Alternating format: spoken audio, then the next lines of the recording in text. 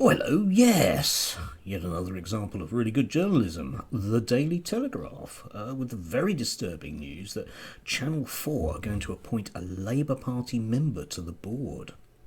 How disturbing, yes. Tess Alps, who apparently, I'm going to quote here because it's very, very dodgy. Listen to this. Miss Alps defended Mr. Corbyn on Twitter 2 years ago when he was facing allegations of racism against Jews. She said, "I would be only too happy to change my mind if I saw proper evidence." Imagine that. Asking for evidence of something.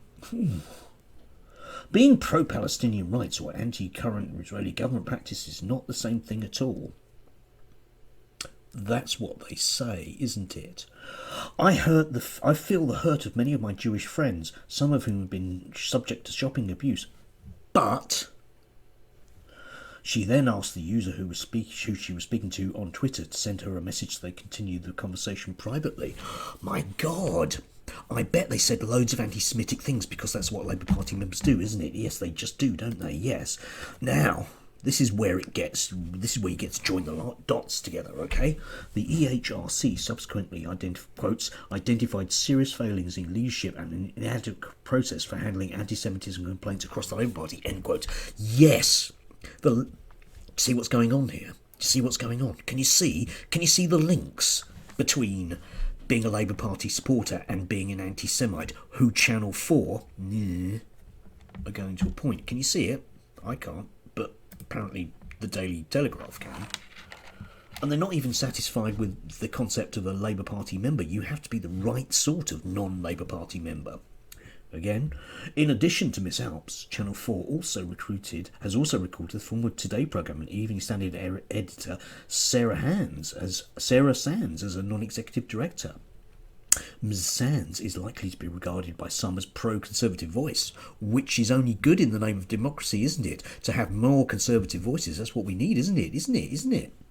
However, she oversaw a spat with the government at Today, during which relations deteriorated to the point that it was boycotted by ministers. So even she isn't good enough. It's not just good enough to be a basic supporter of the Conservative Party. You have to be a proactive member of the Conservative Party.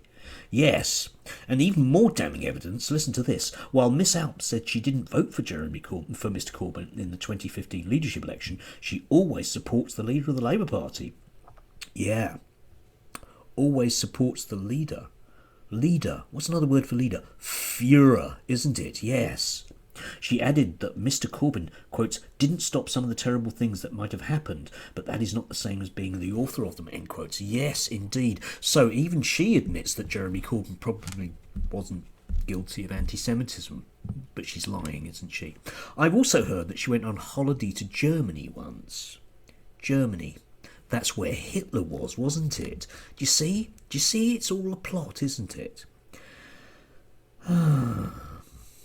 What brilliant journalism, and what utter gutter politics to suggest that somebody who's a member of the Labour Party can't be impartial.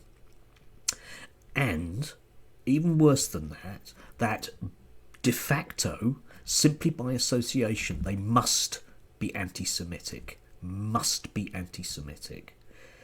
My God. I don't know. I'm sorry, but if you read the Daily Telegraph, and I know a lot of people out there do, and regard it as an authoritative news source, you really are not engaging your brain cells at all, are you? Thanks to the Barclay brothers, you're being told what to think. Utter garbage journalism. And racist, ultimately.